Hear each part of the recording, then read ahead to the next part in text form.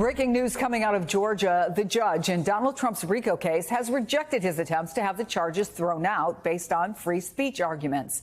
In a decision that came down less than an hour ago, Judge Scott McAfee wrote, "The allegations that the defendant's speech or conduct was carried out with criminal intent are something only a jury can resolve."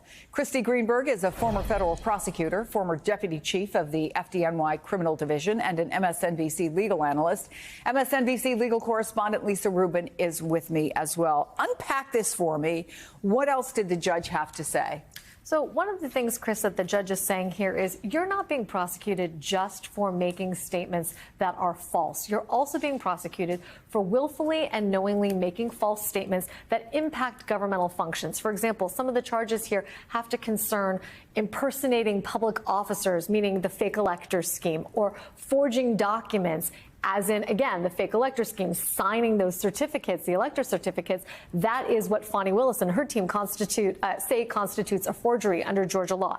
He's saying there might come a point in time where after the factual record is developed, this will be unconstitutional if they can't show those elements. If they can't show that it was willful and with knowledge and that it affected a governmental function, you can come back to me because I'm not foreclosing your ability to raise these challenges at the appropriate time. But for now, on the allegations by the DA's office in the indictment, which I, as a judge, are obliged to take as true at this time, no First Amendment problem. So, Christy, that means the free speech argument isn't necessarily dead?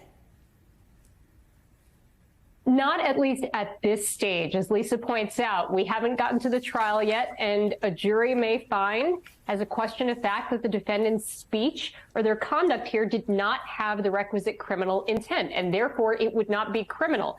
But that's separate and apart from their First Amendment arguments. Again, if it's criminal speech, it's not protected by the First Amendment. So at least the judge is saying at this stage, pre-trial, I'm not dismissing the charges on First Amendment grounds.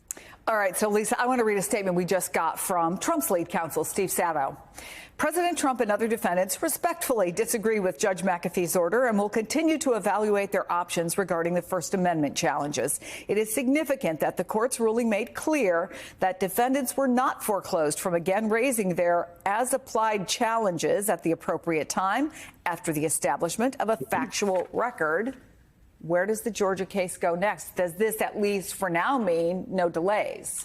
I think it does mean no delays for now, particularly because he's left that door open. But, Chris, I want us to differentiate between leaving the door wide open and leaving it open a hair. I would say that this is more akin to a hair because on the facts as we understand them now, is it likely that the jury will not find that these were knowing and willful false statements? Probably not. But Steve said I was correct. There is a door that's open. It's open a hair.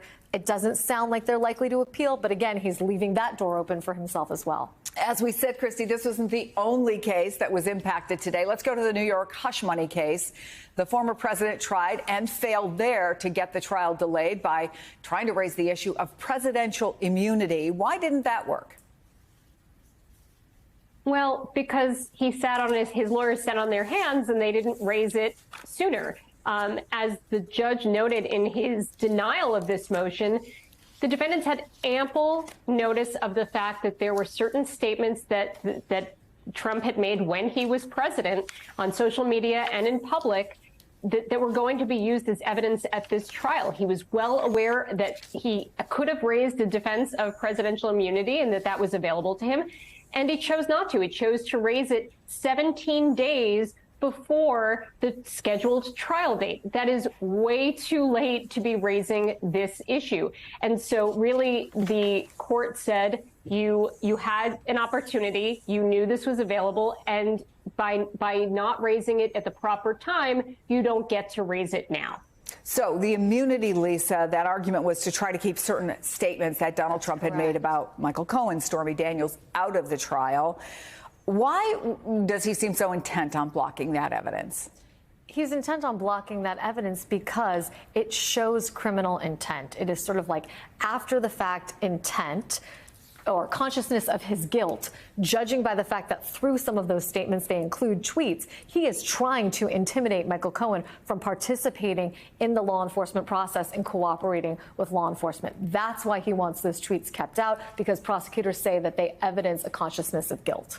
If it makes you feel any better, I have already put EPAC on alert. He's ready to go if it comes to that. General, I can assure you. Hey, General, let me into the war room to see you, so I had to hack my way onto this frequency. This better be critical, Wheeling. So, come on, when is it not?